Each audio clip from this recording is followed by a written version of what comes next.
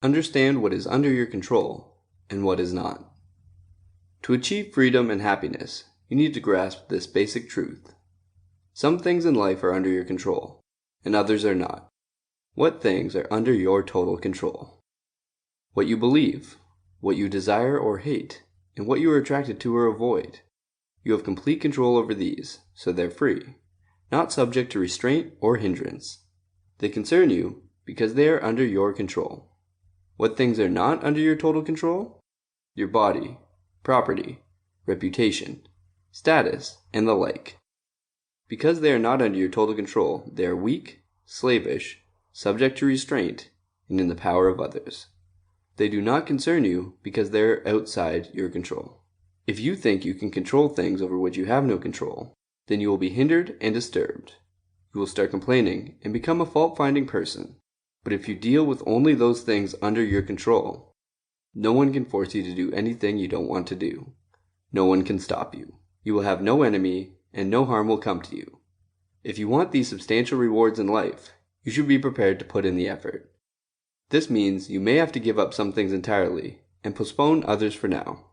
If you attempt to get both what is under your control and what is not, you may end up getting neither. Therefore, you need to very clearly distinguish the two. How do you tell the difference?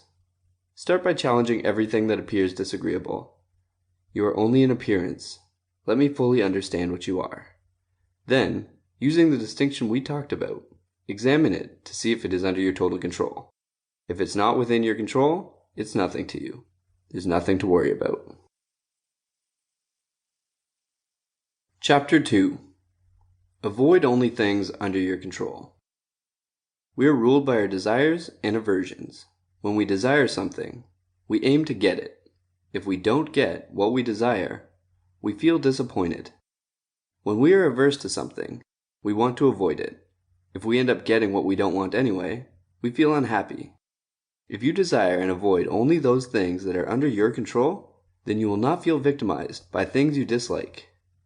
But if you resent unavoidable things like illness, misfortune, or death that are not under your control, you are headed for disappointment. Instead of showing dislike for what you cannot control, direct your dislike to things that are under your control but are contrary to your nature. For now, suspend your desires. If you desire something outside your control, you are bound to be disappointed. Even when we do control things, the outcome may not be what we desire. Select carefully what you want to choose and what you want to refuse. Be disciplined and detached while making the choice. Chapter 3. Remind yourself of the nature of things. When something is delightful or useful to you, remind yourself of its true nature. Start with small things. Suppose you like a ceramic cup that you own. Tell yourself, I love this ceramic cup. Then if it breaks, you won't be disturbed, because ceramic materials tend to break at some point. Then try this with something that you consider a little more precious. Eventually extend this understanding to everything. When you kiss your spouse or child, remind yourself that it is a mortal that you're kissing. Then you won't be too distraught should they be taken from you. Chapter 4. Remember things can go wrong. Whenever you plan on doing something, mentally rehearse what can happen. If you are headed to a public swimming pool, remember people will splash, push, and yell. They may even steal your things, or something else may happen to spoil your day. You will be at peace if you tell yourself, not only do I need a bath, but I also want to be calm and attuned to nature. Doing so would be impossible if I fell apart whenever something unexpected happened. Chapter 5. It's your judgments that disturb you. Events don't disturb people. The way they think about events does. Even death is not frightening by itself, but our view of death, that it is something we should be afraid of, frightens us. So when we're frustrated, angry, or unhappy, let's hold ourselves responsible for these emotions because they are a result of our judgments. No one else is responsible for them. When you blame others for your negative feelings, you're being ignorant. When you blame yourself for your negative feelings, you're making progress.